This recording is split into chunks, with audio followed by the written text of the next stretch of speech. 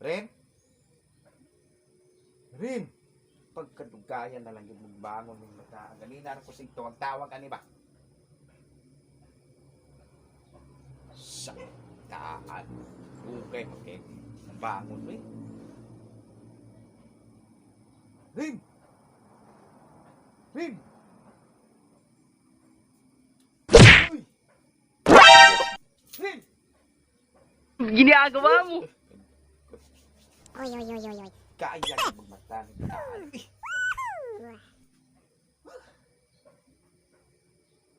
Ren! Ren! Ato ni hadlo ko no kwan. Bubuan na tong inini tubig. Kid tanaw na tong di ba nimo kaning kisi-kisi ron. No. 6.5 hours later. Pastilan kining bataan gid kadugay gid kay bangon eh. Ring! Ring! Ring! Bubuan ta man jud kag ininit ron ba? Timan eh. Kabalong udto na kaayo. Ganina ra ko sige panawag nimo diri. Wa jud ka mo bangon ba? Diyan rasa alas 9 na. Pagbangon na diya.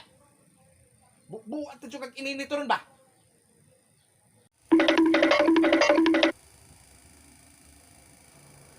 Nya na pa. Matulog sa ko. Katulugon pangug ko. Ay nako. Pagbangon na lagi diha kay kabalong udto na kaayo. Wa pa ka magbangon. Ginagawa mo. Ay saba pa. Katulugon palagi ko.